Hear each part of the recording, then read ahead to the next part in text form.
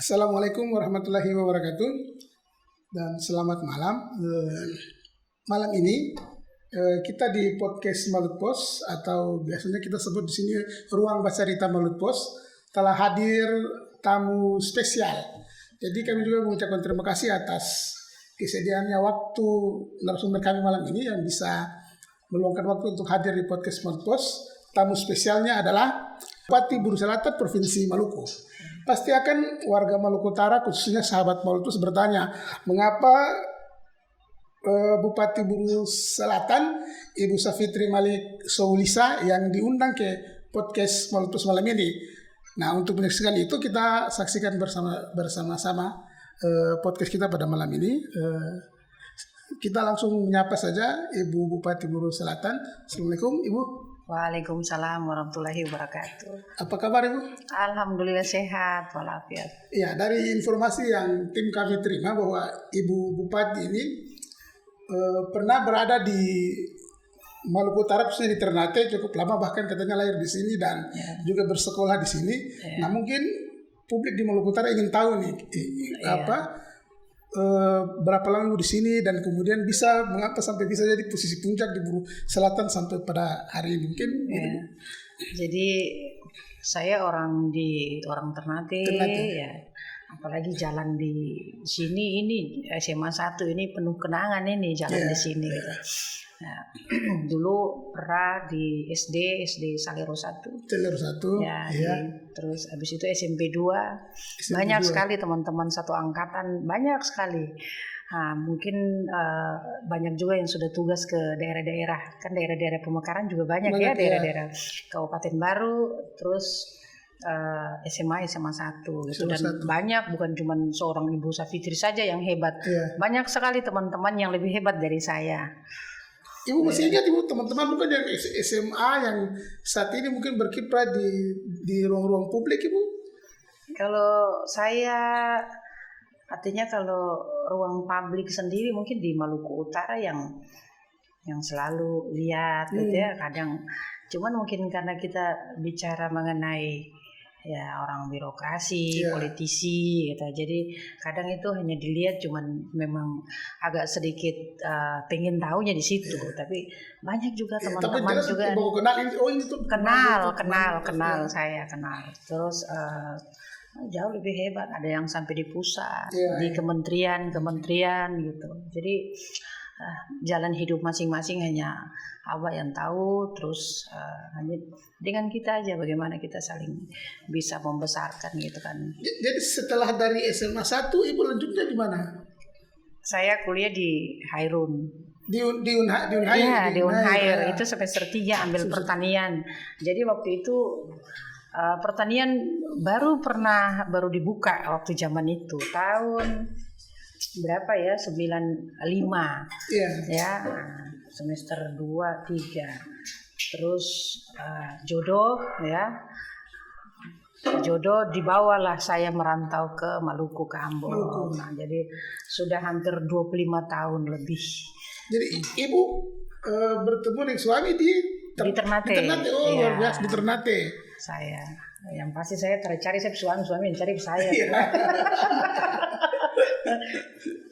Jadi dari Ternate kemudian sama-sama merantau kalau pulang kampung. Kalau saya suami kebetulan memang orang di sana, tapi ada campuran Jawa, ada Maluku, ada Gorontalo, ada Sulawesi gitu. Saya juga begitu. Jadi kita ini beraneka ragam. Akhirnya saya sudah terbiasa sih berteman dengan siapa saja gitu ya.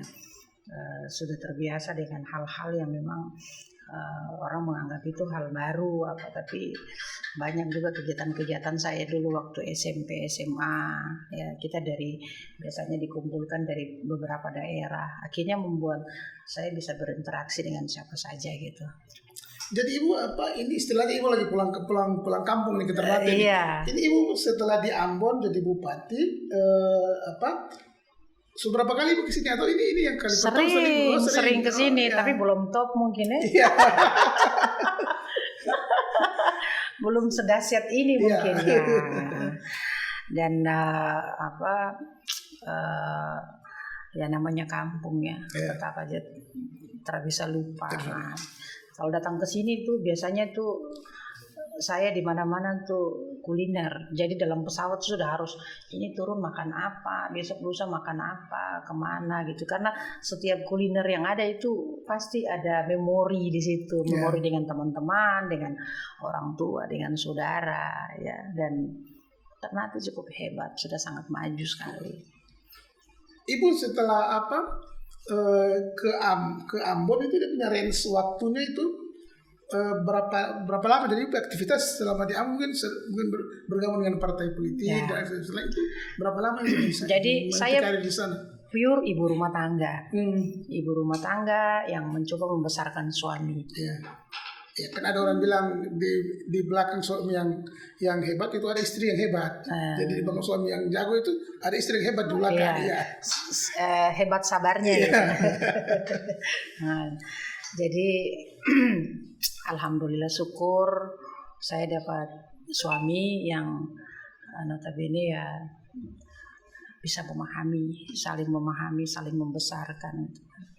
Karena menjadi kepala daerah itu tidak orang merasa sesuatu hal yang dahsyat gitu ya, karena memang dinamikanya berbeda gitu. Waktu dulu maju sebagai anggota DPRD, pernah juga merasakan maju sebagai anggota DPR RI. Nah, begitu yang lebih dahsyat lagi maju sebagai calon kandidat itu luar biasa perbedaannya. Memang sangat benar-benar berbeda gitu. Jadi sebelum jadi bupati ibu sempat di DPRD. Iya, DPRD Provinsi Maluku, Dapil Buru. Ya, Buru itu 2 kabupaten, 1 dapil. Buru Selatan dengan Buru Utara. Kita di selatan, kita daerah pemekaran baru. Berapa periode di DPR baru ke? 1 periode. Terus mau maju yang periode kedua, ya diperintahkan untuk maju di DPR RI gitu kan. Nah, padahal tidak terbersit sampai ke situ. Cuman stuck aja udah maju anggota DPRD provinsi dengan segala macam dinamika gitu kan. Nah, ini saya rasa ya pertama garis tangan gitu ya. Kedua memang butuh untuk berani untuk harus tanda tangan. Ketiga ya mungkin telapak tangan juga karena garis tangan juga kan di situ. Tidak ada yang serba kebetulan sebenarnya. Itu bagian dari proses-proses yang harus dilewati. Siapapun itu tetap harus melewati semua itu yang dinamikanya luar biasa gitu. Mau apapun, bukan cuma seorang Ibu Savitri, tapi pasti mungkin Pak Tauhid, Pak Wali Kota juga mengalami hal yang sama. Dan semua pasti mengalami hal yang sama. Dan itulah sedihnya di situ. Kalau ibu kan juga bupati perempuan pertama di provinsi Maluku. Itu pasti tantangannya luar biasa karena pasti ibu lawan nih rata-rata laki-laki semua di saat waktu itu secara psikologi bagaimana tuh ibu menghadapi situasinya seperti itu? Ya, yang pasti ilmu sabarnya itu harus luar biasa lebih dari berkali-kali itu kan. Kedua mencoba untuk fokus, tidak terlalu tidak malah menunjukkan hasil gitu, menunjukkan inilah kita gitu. Dan saya belajar gitu ya, selalu ingin belajar dan belajar karena saya rasa ya ilmu sampai mati pun tetap aja, namanya ilmu tetap aja nanti Allah meninggikan derajat kita kalau di saat kita banyak ilmu gitu. Namun saya malah merasa selalu saja masih banyak yang perlu belajar dan belajar lagi, dan lewat orang-orang hebat selalu berdiskusi. Notabene saya juga punya suami yang teman curhat yang luar biasa gitu ya. Jadi dulu waktu Bapak jadi bupati, saya yang biasa kritik gitu. Ya ini gini gitu. Nah sekarang saya yang biasa dikritik gitu. Tapi mungkin ibu sudah banyak belajar setelah kan banyak menemani Pak Bupati mungkin di banyak sesi, di banyak tempat. Jadi ibu juga mungkin ketika masuk di dunia politik sudah bisa lebih mudah berbaur dengan situasi politik ya. Iya, mungkin kalau kita bicara dulu menjadi seorang politisi, sekarang sudah jadi pemimpin itu sedikit berbeda. Ya, artinya ini kita mencoba untuk membawa perubahan yang lebih baik untuk masyarakat. Otomatis ya kita dituntut untuk mengambil suatu kebijakan yang memang unsurnya tidak merugikan masyarakat pertama. Terus dinamikanya selama 10 tahun dengan Pak Tagub ya, dengan suami itu juga luar biasa gitu, karena kan daerah baru, bupati pertama yang dinamikanya sumber daya manusianya di birokrasi masih terbatas, ya, yang memiliki masyarakat yang memang tingkat pemahaman ya, karena ini hal-hal baru gitu. Namun kalau saya lihat karena mungkin beliau orang perencanaan kan di Bapeda gitu, jadi agak sedikit agak sedikit tertata gitu.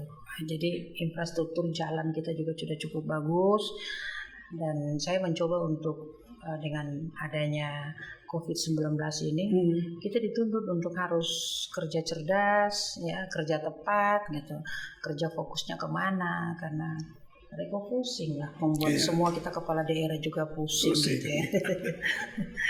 Kalau Ibu Bupati dan Pak Firman sendiri ada berteman sudah lama atau bagaimana nih? Mungkin Ibu atau Pak bisa ceritakan sedikit? Hanya Opa yang cerita aja biar enak. Jadi Ibu Bupati ini bagian dari keluarga besar Kesultanan dari Bapak. Iya. Kemudian kalau kenal sudah lama, adik-adik kelas ini. Ibu Bupati justru satu angkatan dengan adik saya. Iya. Cuma ya sebagai kebetulan istri Bupati juga, sekarang jadi Bupati. Iya. Sebagai tokoh, sudah menjadi tokoh ya. Iya. Jadi memang kita juga di Kesultanan ya lebih mensupport lagi, dan alhamdulillah memang Ibu Bupati ini salah satu orang yang sangat concern dan menghargai adat istiadat di mana beliau dibesarkan. Iya. Jadi Ibu Bupati ini bagian dari keluarga besar di Kesultanan. Jadi hubungan itu tetap terjalin sampai saat ini meski Iya, Ibu Bupati ini kalau pulang kampung ini pasti akan selalu berkunjung di keraton. Ya. Itu memang, dan orangnya memang low profile. Ya. Ini yang mungkin menjadi contoh bagi orang pemimpin di Maluku Kira. Iya.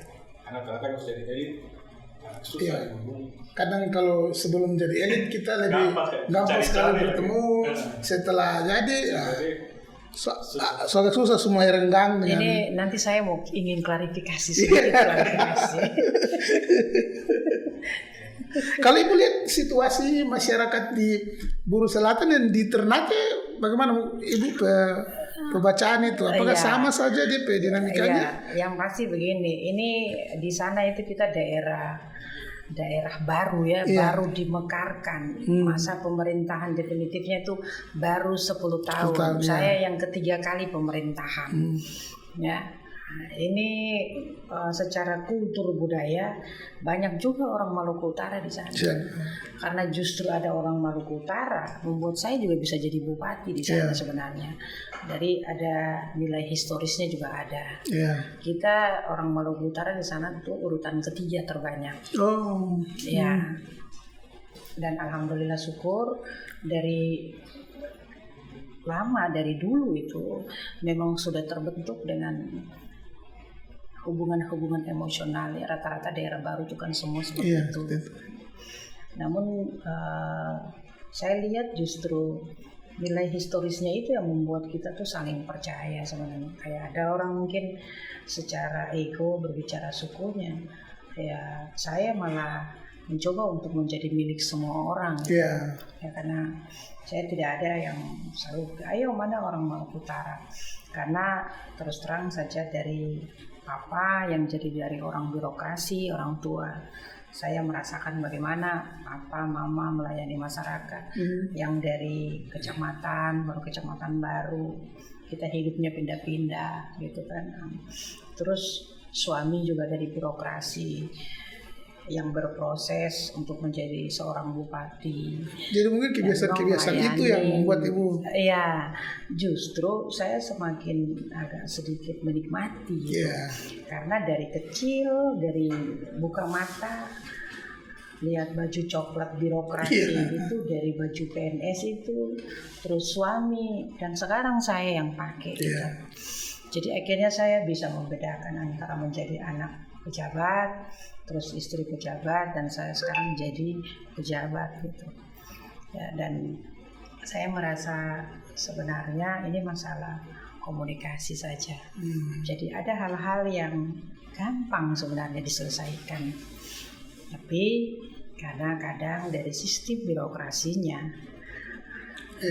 dia kadang bukan mempersulit, tapi orang birokrasi yang tidak punya jiwa untuk melayani dan mempercepat yang berhubungan dengan kepentingan masyarakat. Jadi ini sebenarnya PNS yang memang terlahir zaman dulu dengan sekarang itu sangat berbeda.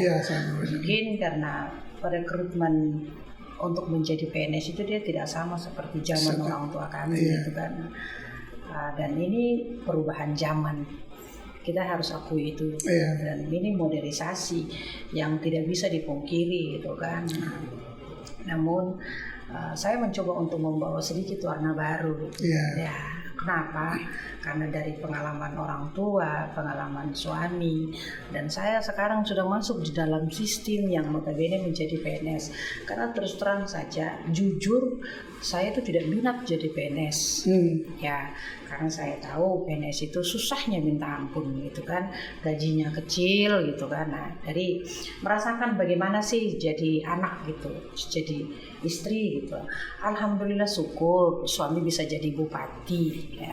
Tapi kan proses ini kita lalui dari awal, yang jadi pegawai biasa eselon 4 ya, eselon 2, eselon 3. Jadi kita tahu seperti itu. Saya kadang kalau kita berpikir jadi pengusaha, kayaknya lebih enak jadi pengusaha.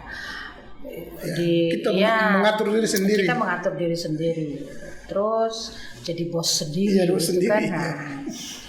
Makanya ini sebenarnya nih apa ya? Ya memang takdir juga ya, Allah sudah tahu bagaimana kemampuan kita untuk melayani masyarakat, dan saya di sana itu 10 tahun sama mendampingi suami itu malah bukan sebagai ibu bupati sebenarnya, tapi sebagai ibu desa sebenarnya.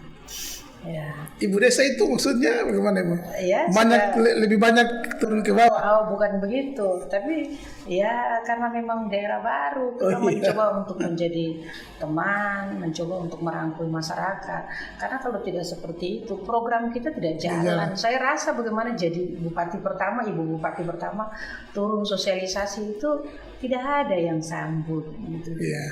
Ibu desanya mana gitu. Jadi artinya kita memang pure dari nol gitu, dan orang biasanya yang memang biasanya jadi orang awal dari pembuka gitu, itu hutan yang harus kita tata itu tidak. Berarti memang butuh energi ekstra Ibu untuk memimpin di. Iya, dan di sana malah waktu pemerintahan saya yang baru 3 bulan ini kan baru 3 bulan. Ada 100 hari kerja juga kan. Nah, saya juga bikin 100 hari kerja karena itu komitmen terhadap masyarakat. Komitmen kita waktu pada saat pilkada. Jadi mencoba untuk menjawab. Nah, menjawab apa yang sudah kita janjikan buat masyarakat. Gitu. Jadi pengen tahu saja bagaimana sih OPD, karena saya sampai sekarang belum ada untuk perombakan OPD. Ya, mencoba untuk evaluasi, mencoba untuk bagaimana melihat apa sih konsep-konsep pemikiran untuk membangun daerah gitu. Mungkin karena saya orang muda jadi sedikit berbeda gayanya gitu. Gaya kepemimpinannya lebih. Banyak hal juga yang memang perlu untuk merubah birokrasi biar dia lebih lebih familiar aja. Kewibawaan birokrasi ada. Namun sifat melayani masyarakat itu yang utama gitu. Harus melayani masyarakat karena jadi pejabat itu melayani masyarakat. Gitu. Kita dilayani pada saat yang seperti apa? Tapi lebih banyak harus melayani. Ya memang tupoksinya secara lahiriah orang pemerintah itu melayani gitu. Melayani masyarakat. Melayani dalam hal apa? Terlepas dari kita sebagai seorang manusia yang mungkin masih jadi bupati baru, perlu adaptasi ya. Dan kita mencoba untuk bagaimana melihat OPD yang coba untuk bagaimana dia beradaptasi dengan gaya kita, karena setiap pemimpin itu pasti gayanya berbeda. Walaupun itu suami istri gitu. Tetap aja dia berbeda. Gitu. Saya mencoba untuk bekerja cerdas aja gitu. Jadi saya tidak mau membuang-buang waktu untuk segala hal yang memang dia unsurnya tidak ada unsur pemanfaatan buat masyarakat. Sebenarnya program pemerintah itu semua bermanfaat. Namun COVID-19 ini menuntut kita harus lebih cerdas lagi. Lihat mana sih program yang harus kita utamakan. Apalagi banyak anggaran yang jadi fokus. Apalagi sekarang ini kan banyak tuh program-program nasional yang memang betul-betul untuk mengatasi kemiskinan, ya termasuk juga dengan stunting gitu kan, termasuk juga dengan COVID-19, termasuk juga dengan vaksin gitu. Akhirnya saya mencoba untuk komunikasi yang baik dengan siapa saja, dan itu alhamdulillah cukup jalan gitu. Orang kembali ke Ternate. Dulu ceritanya kemarin ibu sampai ibu lahir di sini itu memang orang tuanya sudah lama di sini atau kerja di sini, atau bagaimana ibu cerita itu? Saya memang orang di sini ya, jadi begini. Mungkin karena saya ini yang bungsu kan, dari 7 bersaudara saya yang bungsu. Jadi papa dulu ya orang birokrasi ya, dan pernah jadi camat di beberapa kecamatan yang sekarang sudah dimekarkan jadi kabupaten gitu. Jadi kayak di Morotai, di Ibu, di Loloda, di Sanana, itu semua. Nah, jadi itu semua itu daerah-daerah kecamatan baru itu semua dulu zamannya papa itu kan. Nah, sekarang ini banyak sekali yang orang seakan-akan itu siapa sih gitu, bukan orang Ternate, bilangnya begitu. Kalau ini pasti baru lahir, karena sudah hampir 27 tahun meninggalkan Ternate, tapi sering pulang sebenarnya. Cuman memang karena sekarang ini baru coba untuk bagaimana membuka diri dalam hal seperti ini di media gitu. Karena tuntutan untuk bagaimana kita dikenal dalam arti bukan segala sesuatu hal yang tidak bermanfaat, namun kita sudah jadi orang yang bisa bermanfaat, kenapa tidak gitu. Kita mempergunakan ini untuk bermanfaat untuk daerah gitu. Jadi ada juga orang-orang di Maluku Utara yang membantu saya gitu kan. Nah, terus ada juga yang kita membantu juga teman-teman gitu. Nah, jadi ini unsurnya untuk bagaimana saling membesarkan saja. Cuman memang waktunya yang memang kadang kita terbatas. Kalau dulu dulu biasanya kalau pulang memang kebanyakan lebih banyak acaranya sama keluarga. Paling teman-teman pun tidak seheboh orang lain gitu ya. Ya masing-masing orang punya punya pemikiran berbeda-beda ya. Saya mencoba untuk bagaimana kadang meluangkan waktu banyak untuk keluarga, untuk papa sudah almarhum gitu. Tinggal mama aja, mama udah umur udah 76 tahun, dan ya sampai sekarang juga belum bisa duduk-duduk cerita enak-enak gitu. Kalau Ibu Bupati punya saudara yang lain, ada yang masih di Ternate atau semua sudah? Semua memang di Ternate. Oh, semua di Ternate. Iya. Nah, jadi kayak ada Ibu Yuyun di PDAM ini, ada Ibu Rita Wahyuni kan di PDAM itu, itu juga kakak di situ. Ada Reni juga begitu, sekarang di BRI pindah, kemarin sempat di Tahuna. Terus ada Suban. Jadi memang kita orangnya memang tidak kerja, tidak terlalu butuh pencitraan sih. Karena kita orangnya ya biasa-biasa saja sih sebenarnya. Yang pasti ini jadi saya hanya ingin memberikan motivasi buat perempuan-perempuan hebat di Maluku Utara. Semua orang bisa. Tidak terkecuali karena notabene saya sebagai seorang istri bupati tidak, tapi menjadi seorang politisi sekarang ini dia punya kesempatan yang sama. Ini contohnya sebenarnya banyak ya. Malah dari seorang presiden kita, seorang Pak Jokowi saja yang jadi wali kota, yang dari bukan siapa-siapa. tapi beliau bisa jadi hebat di negeri ini, kenapa kita tidak gitu. Dan saya mencoba untuk memberikan semacam semangat ya.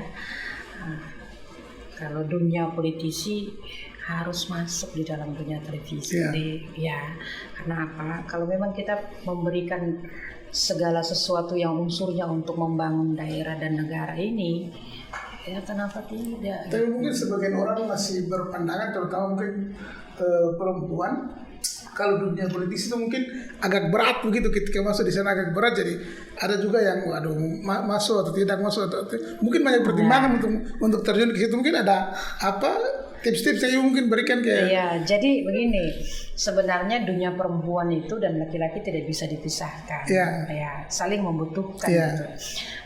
Dan notabene kita kadang perempuan dibutuhkan pada saat kepentingan saja, tapi begitu selesai kepentingan kita kadang diabaikan gitu. Nah, sekarang kita mencoba untuk menjadi pengambil kebijakan.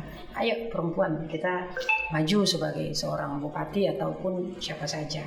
Dan sekarang ini banyak sekali kepala daerah dari perempuan. Nah, bahkan pernah Ibu Mega pernah jadi presiden gitu. Artinya perempuan-perempuan kita kalau bisa berkompetisi dengan laki-laki dalam hal semua bidang, dan banyak sekali yang sudah hebat-hebat gitu, hanya tinggal saja pemahaman gitu. Ya, dan apalagi di Ternate ini ya, perempuan belum bisa. Dan saya juga pernah merasakan kemarin pilkada, karena kan begitu dahsyatnya gitu isu-isu untuk tidak bisa pemimpin perempuan. Dan saya mencoba untuk menepis isu itu dengan apa? Dengan berbicara memang dalam bahasa-bahasa yang lebih sederhana aja. Saya selalu bilang kita perempuan diberikan sesuatu itu pasti ada pengaruhnya untuk keluarga gitu kan. Nah, terus saya bukan jadi imam gitu. Saya tidak kapasitasnya untuk berbicara termasuk adat. Ada suami saya gitu. Ada juga pemuka adatnya. Nah, justru itu. Terus ada yang saya masuk di daerah-daerah yang memang saya tahu di situ memang benar-benar nilai adatnya sangat kental sekali. Saya suruh wakil aja langsung berbicara. Ini kakak saya nih, ayo. Ini nanti Pak Wakil yang bicara gitu. Nanti ada apa-apa, paling saya cuma tanda-tanda tangan aja untuk kebijakan. Yang memang unsurnya untuk kepentingan masyarakat aja begitu. Jadi ini kita mencoba untuk memberikan pemahaman aja yang baik itu saja, dan akhirnya nilai kepercayaan juga cukup tinggi. Saya dengan lawan yang kemarin itu malah bedanya sekitar 4.000 lebih dari nomor yang pemenang kedua dan pemenang ketiga malah 9.000. Malah saya lebih tinggi waktu dari zamannya suami saya gitu. Artinya memang 10 tahun kan tidak ada tuh dalam benak itu mau maju bupati itu tidak ada sama sekali. Justru dibikin polling, dibikin survei, saya cukup nama ibu muncul Iya, dan itu cukup ini juga cukup tinggi juga. Akhirnya itu yang mencoba membuat survei aja saya malah tidak tahu gitu ini siapa yang bikin survei, dan itu ada kesempatan itu. Kalau seumpama kemarin saya tidak mau, mungkin saya juga tidak jadi bupati. Prinsipnya begitu. Namun dalam politik saya udah dapat nilai seninya sebenarnya. Jadi akhirnya tidak terbeban gitu. Sudah terbiasa. Ibu ini mungkin pertanyaan terakhir, mungkin setelah masa bakti di Buru Selatan selesai, mungkin ada pikiran untuk kembali mengabdi ke tanah kelahiran, Ibu? Ya, kita tidak tahu ke depan seperti apa. Yang pasti ya menjadi orang Maluku Utara ya, yang ingin membesarkan Maluku Utara. Kenapa tidak gitu ya? Dan semua orang punya kesempatan yang sama, bukan cuma saya gitu. Ternate cukup maju ya. Banyak hal yang saya mencoba untuk mengadopsi, yang saya membawa ke sana gitu. Artinya apa? Secara kultur, ya, secara geografis kita ini sama daerah pesisir, ya, dan banyak juga orang Maluku Utara di sana. Jadi kalau orang di Buru Selatan itu banyak sekali orang Buru yang kuliahnya di sini. di kampus di sini banyak kan anak-anak di sana. Terus transportasi dari Namrea kapal feri itu sudah masuk ke Sula. Iya, sudah. Nah, kebetulan Bupati Sulanya kan sama-sama. Kenal juga Ibu Vivian kan, kenal baik juga. Jadi ya nanti tinggal kita aturnya aja. Kalau Pak Firman melihat peluang-peluang itu apakah terbuka atau tidak gitu, kalau misalnya suatu saat Ibu Bupati setelah dari buruh bisa balik mengabdi ke Ternate atau bahkan ke skop Maluku Utara yang lebih luas? Oh ya, kan kalau di kita ini kan sudah memilih jalan demokrasi. Iya. Ya. Segala sesuatu tidak ada yang tidak mungkin. Ya. Itu yang memang, apalagi dengan usia yang masih muda, Masih relatif sangat muda ya. pengalamannya sudah terbukti, terpuji. Iya. Ini yang masyarakat sekarang kan semua melihat apa sih yang ditawarkan. Iya. Orangnya mampu bekerja atau tidak, bagaimana komunikasinya. Berarti memang peluang itu terbuka lebar kalaupun Ibu bisa datang mengabdi di Maluku Utara atau di Kota Ternate. Iya. Bagi mungkin ini yang paling terakhir sudah, kira-kira ada pesan-pesan apa yang Ibu bisa sampaikan ke warga Kota Ternate, mungkin di momentum STQ ini juga mungkin ada yang ingin disampaikan ke warga Maluku Utara dan Ternate di khususnya, Ibu? Iya, jadi alhamdulillah di Maluku Utara udah ada event nasional. Iya. Ini satu kepedulian pemerintah pusat terhadap kita. Ya. Dan ini nanti jadi satu loncatan yang baik. Ya. Paling kurang infrastruktur di provinsi, di SOTV pelan-pelan dibenahi sudah jadi lebih baik. Ya. Dan bagus sekali. Ya, walaupun ada kurang-kurangnya itu biasa. Secara teknis itu seperti itu. Terus mungkin yang saya ingin pesan, merasa memiliki daerah ini gitu. Ya. Jadi semua merasa memiliki daerah ini, otomatis semua punya tanggung jawab gitu. Jadi bukan cuma pemerintah gitu. Ya, pemerintah, saya juga sebagai orang pemerintah, kita bekerja dengan patsunya pemerintah pusat. Ya. Namun kan banyak sekali sekarang ini orang-orang daerah yang, ayo saya ini orang daerah, harus utamakan orang daerah. Tapi orang daerah yang seperti apa gitu. Harusnya mencoba untuk bagaimana membantu pemerintah, ya, komunikasi, atau mencoba untuk membuat segala sesuatu hal yang memang unsurnya positif untuk bagaimana membangun daerah ini menjadi lebih hebat gitu. Ya. Mungkin hal-hal yang paling kecil, saya hanya suka sekali dengan daerah yang bersih gitu. Ya. Ya, karena di Ya. situ kita berbicara Ya. agamanya masuk di situ, ya, secara iman kita masuk di situ, secara kita sebagai tuan rumah gitu istilahnya begitu, orang datang, orang merasa aman, merasa nyaman. Nah, terus orang Maluku Utara cukup welcome sama siapa saja. Betul. Dan orang Maluku Utara selalu menerima hal-hal baru. Itu yang membuat Maluku Utara maju. Itu kita tidak bisa pungkiri. Namun saya hanya ingin berpesan, karena Maluku Utara ini juga pertama terkenal juga dari sisi data, narkobanya juga banyak. Nah, ini jadi suatu sentilan buat kita pemerintah, terutama untuk generasi muda gitu. Terus mungkin pemerintah sebaiknya mencoba untuk menjadi wadah yang baik buat anak-anak, biar nanti dia larinya tidak kemana-mana, dia larinya segala sesuatu hal yang positif. Jadi ini yang dituntut, bagaimana sih menjadi pemuda yang milenial seperti apa? Karena banyak sekali yang mau dengan pemerintah, tapi notabene kadang membebankan pemerintah. Ya, jadi sebaiknya ya kita sama-sama saling pengertian. Kalau kita menjadi anak muda, pemikiran-pemikiran juga itu bagian dari memberikan sumbangsi buat pemerintah. Dan saya lihat apalagi wali kota Ternate sekarang ini dari orang birokrasi, pamong ya. Orang pamong otomatis itu jiwanya pasti berbeda dengan seorang politisi yang pure murni sebagai seorang politisi. Namun karena bekalnya beliau sebagai seorang pamong, saya yakin dan percaya Maluku Utara masih hebat di tangan beliau. Artinya ini saya mencoba untuk menilai dari sisi beliau sebagai seorang pamong, karena saya juga anak pamong, ya.